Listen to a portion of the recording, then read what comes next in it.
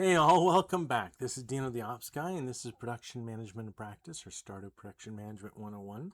It's a course where, in production management, where we start with production management. So we look at a situation in which production is happening. In this case, it's a virtual situation. It's actually Stardew Valley. So the factory, if we were giving a factory tour, would be Stardew Valley. But it really is a rich enough to get into a lot of issues around program management. The production management, and it's kind of like following a plant manager around, and every day they'll sort of point out something, or you'll see something that makes sense, but it starts from the production rather than any sort of pedagogy or anything like that, and sort of to reinforce this, on day 72, episode 72 is coming up. We are going to do essentially some of the formulas that I would have normally taught in a production management class that just haven't seemed to come up. And in that episode, we'll sort of go through what their significance is and perhaps why they didn't even come up. But today is episode 68, or day 68 in Stardew Valley. We are going to get to the floor, and on the floor we have someone named Av, a really good person on our staff. There's a picture of Av up on the right, and the plan for day 68 is going to be to harvest and pet the animals and process all the animal products. Check the traveling cart for red cabbage, because we're hoping to get red cabbage to finish off one of the bundles in the actually the dye bundle in the community center. Also, we're hoping to get a deluxe coop, so if we could get wood for that, that would help. As well, if Av has some free time, then Skull Cavern would be good. Forging would be good. The mine would be good. Any of these would be helpful. But I'm going to turn it over to Av. Thanks, Dino. And we have our weather report today. It's going to be cloudy with gusts of wind tomorrow. And today, the spirits are somewhat mildly perturbed. That's not a good thing. I'm saying hi to Meow. And Meow gave me a chub. So I don't have a lot of use for the chub. I'll just sell it off, but nice to get anyway. 5 fairy rose honey is good. Trying to clean things up so that we don't have any trees growing where they shouldn't be growing. We almost got a full suite of mushrooms. None of the mushrooms we wanted, though, but 4, and then 4 groups of 5 or whatever, 5 groups of 5. So only one of them was 4 instead of 5. I consider that pretty good. We are going to milk the cows and the goats today. It is an even day, so we have even goats. They get milked. And we're saying hi to Oink. Oink prefers to be outside. He likes to forage, or she likes to forage for truffles. And speaking of truffles, we should probably make an oil maker for the truffles. But okay, getting some 1, 2, 3, 4, 5. There we go. Getting some eggs and petting some chicks and ducks. And we got all of them this time. Nice. So that was just a little check that we do to make sure that we get them all. It's kind of our quality control, if you will. So, and our amaranth is ready. So that's going to ease up the watering too. Not that we have to water today. It's raining. But we needed some for a quest that we had from Marnie, but it's also nice to clear up the pattern so that we don't have to water in that direction. And now we can just do 5s, essentially left to right, to get the ones that we kind of stole that sprinkler from, so we can cover them with just one set of wash. We got a lot of mushrooms. I think it's time we sell some mushrooms, maybe. But so we're taking 31 of the plains with us to sell, plus the silvers, plus some red. We're going to take that to Pierre's. Pierre's is open. Yes, it is open today.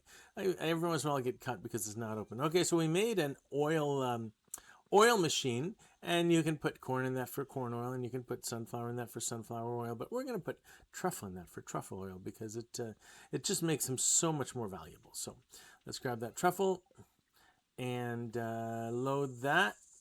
We're just trying to clean up the path here, but we're really on our way to the traveling cart, because we're hoping that the lady in the traveling cart, I never met the lady in the traveling cart. I mean, I met her, but I don't know her name. If she has red cabbage, that would be wonderful, but she does not. She has octopus and a few other things, but no red cabbage. Okay, we are in the mood for wood, and this is sort of the wood area, so we're just going to use our axe and make our way through. Start with some of the hardwood. We also need hardwood, but more regular wood, but while we're here, it's a good place to get that. We are, every once in a while they'll change what's forageable in here, and right now it's common mushroom. We already have a lot of common mushrooms, so we're just going to sell this off. So we're not even going to bother with the little pocket on the south there. Back to the trees.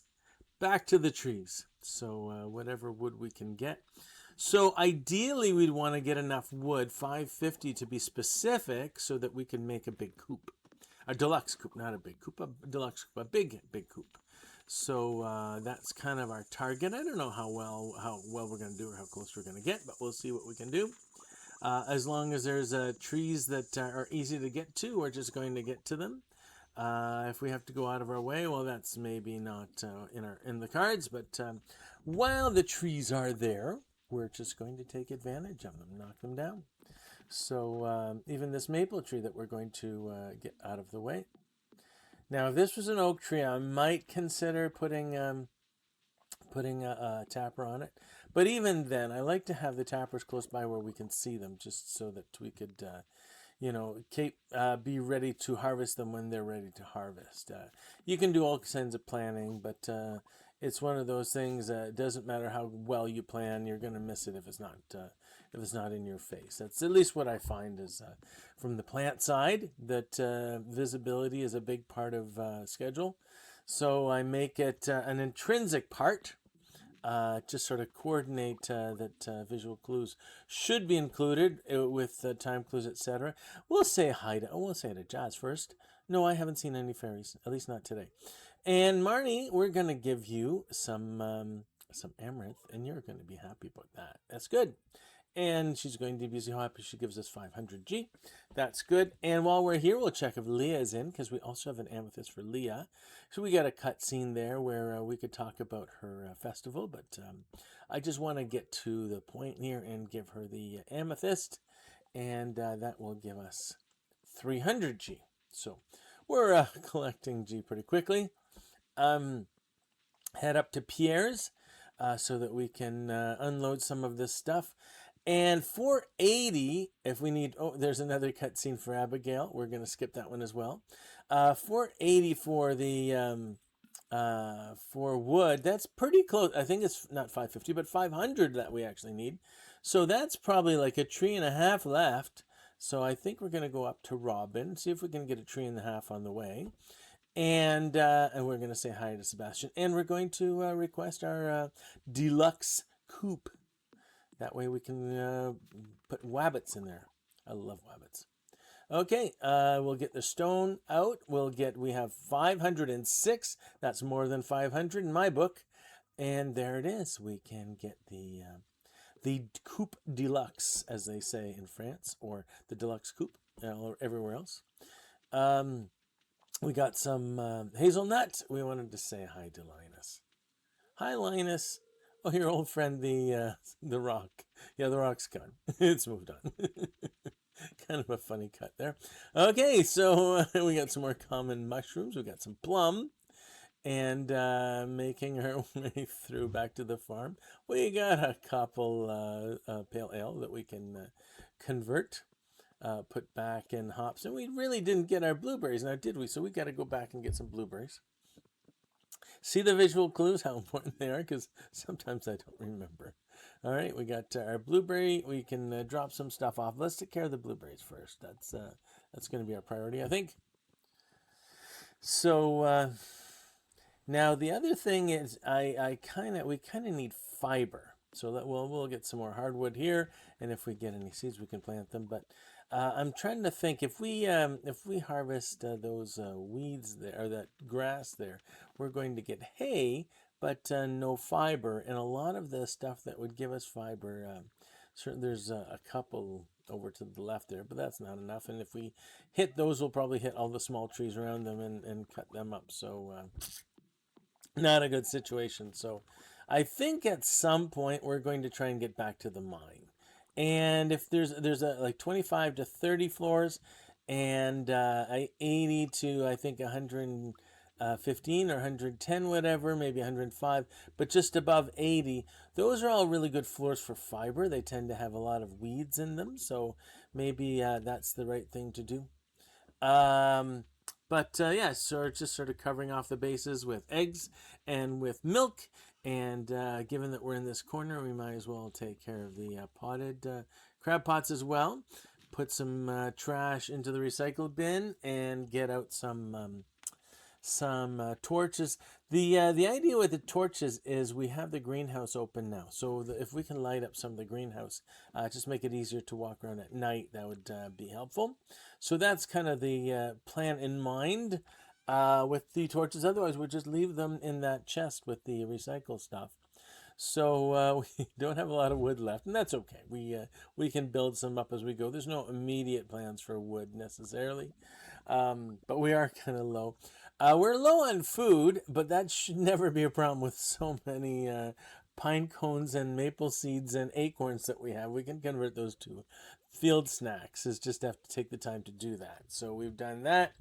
Loaded up a little bit. We want to dump out some of the stuff we don't need. But then at that point, I think it's time to get to the mines and get, let's say, level 80 or whatever. Just sort of get as much fiber as we can.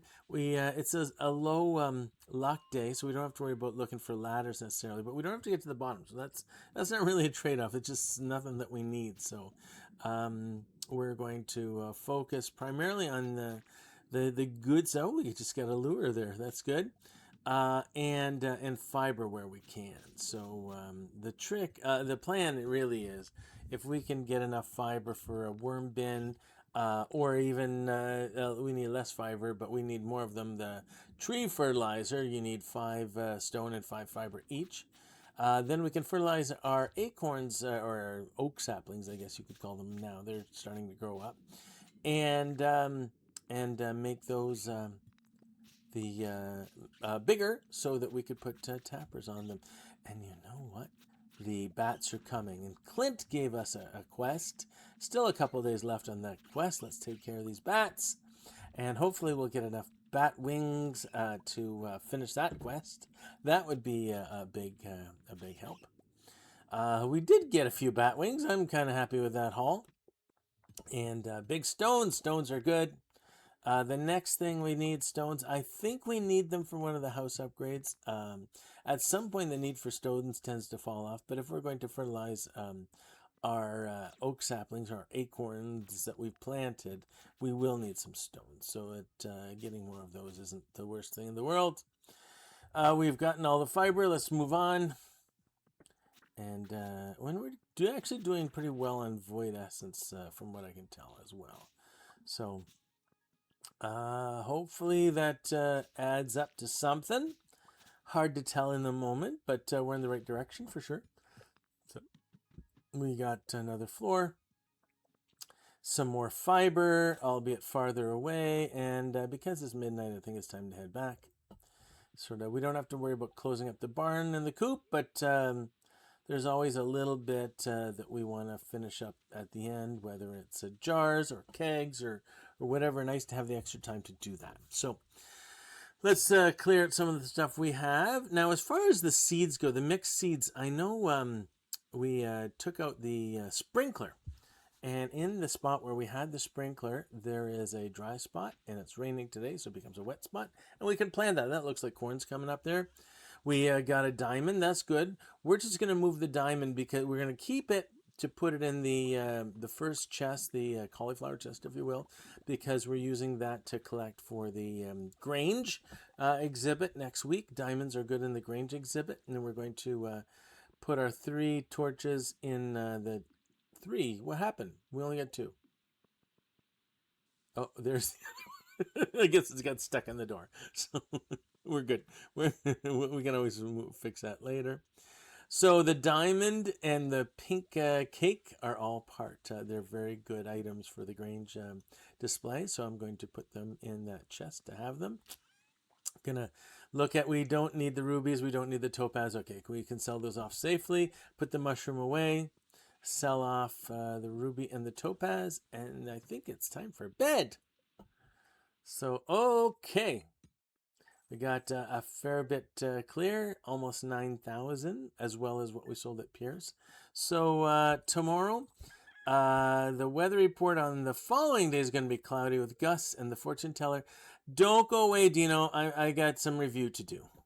Okay, as I said in the run, the thinking of going to the mine was really, it's one of the best ways to get fiber because there aren't a lot of other good ways to get fiber. Maybe we could go towards the Jojo Mart and sometimes it accumulates there. But then you clear all that up and you get maybe, 5, 10 fiber and then you're done or whatever it is. So I was hoping if we could do the mine floors because they sort of reset and give you more fiber each time.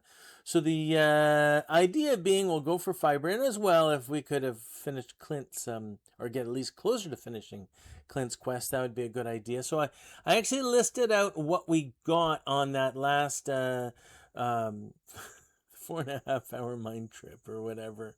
3.5, something. I got it anyway. The division's there. So for the items, we got 26 fiber. Yay! 26 is not a lot. They each are worth 1 gold. We got 13 gold. That was really good, actually. We got 10 batwing. We need 50 for Clint, so we got 10. And there was 3 before, so we are total 13 batwing out of 50. That's not really going in our favor. We got 7 stone. We weren't trying to get stone, but we got some. That's good. Void essence, we got 4 of them. It felt like we had more, but we had 4. Bone fragments, we had a couple. Ruby, we got 2. Topaz, we got 2. Both valuable.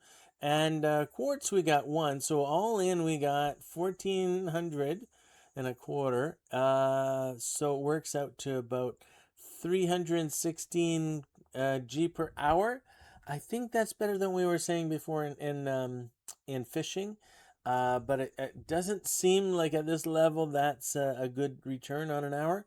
As well, if we're looking for tree fertilizer, it's going to need 5 fiber each, and we got, I don't know what it is, like 9 trees we have to. We don't even have enough fiber to do tree fertilizer for the trees that we have in that one run. Worse yet, if we're looking for a worm bin, we need 50. Even from what we had before going, plus what we had there, we don't have enough for a worm bin. So this does not seem like a good way, really, if we're looking to get fiber. We only got 26, and looking again at 316 G per hour. I don't know if that's exactly what we're looking for. Well, let's compare that to what we got the previous day we did, or yesterday, I guess, from here, we did the Skull Cavern.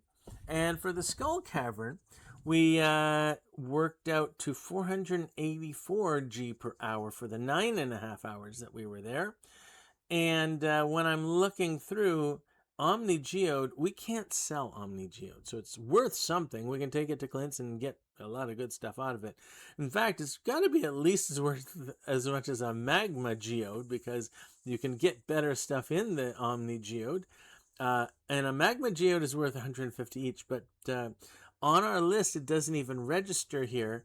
So if we sort of sub in 150 for the Omni Geode, that 462 goes right up, and the 484 probably add close to another 100 to that. So you compare that to the mines where we're getting 316 an hour.